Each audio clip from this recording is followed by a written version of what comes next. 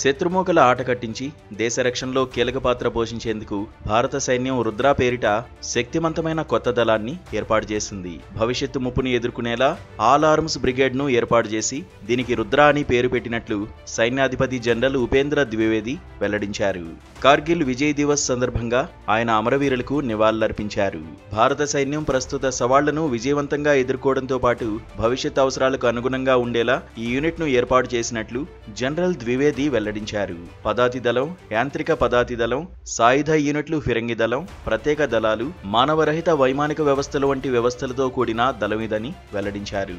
సరిహద్దులోని శత్రువుల వెన్నులో వణుకు పుట్టించేందుకు భైరవ్ అనే లైట్ కమాండో బెటాలియన్ యూనిట్లను కూడా ఏర్పాటు చేసినట్లు తెలిపారు. కాగా ఇప్పటికే 2 పదాతి దళ బ్రిగేడ్లు రుద్రలో భాగమైనట్లు అధికారిక వర్గాలు తెలిపాయి. మరోవైపు పహల్గాంలో జరిగిన ఉగ్రదాడి దేశం మొత్తాన్ని కలిసివేసిందని ద్వివేది అన్నారు.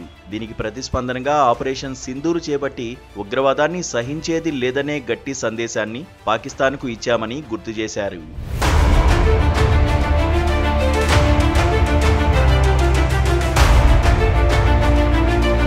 దేశ ప్రజల విశ్వాసం, ప్రభుత్వం ఇచ్చిన స్వేచ్ఛ కారణంగా ఇది సాధ్యమైందని సైన్యాధిపతి తెలిపారు. మన ఐక్యత, సార్వభౌమత్వాన్ని సవాల్ చేయడంతో పాటు ప్రజలకు హాని చేయాలని చూసేవారికి ఇది సరైన సమాధానం చెప్పిందన్నారు. పాక్లోని ఉగ్రమోక సదుపాయాలను నేలమట్టం చేయడంతో పాటు ఆ దేశ దుందుడుకు చర్యలను కూడా అరికట్టామన్నారు. మరోవైపు ఆపరేషన్ సింధూర్ సహా భవిష్యత్తు సైనిక సన్నద్ధతపై chief of defence staff general Anil Chauhan పలు కీలక వ్యాఖ్యలు చేశారు. ఆపరేషన్ సింధూర్ ఇంకా కొనసాగుతూనే ఉందని, మన జవాన్లు ఏడాది పొడవునా అత్యంత అప్రమత్తంగా ఉండాలని స్పష్టం చేశారు. భవిష్యత్తులో యుద్ధగతి పూర్తిగా మారుతుందని, ఇందుకోసం సమాచారం, సాంకేతికత, మేధస్సు వంటి 3 నైపుణ్యాల కలబోతగా భవిష్యత్తు సైనికులు రూపుదిద్దుకోవాల్సిన అవసరం ఎంతో ఉందని సిడిఎస్ తెలిపారు.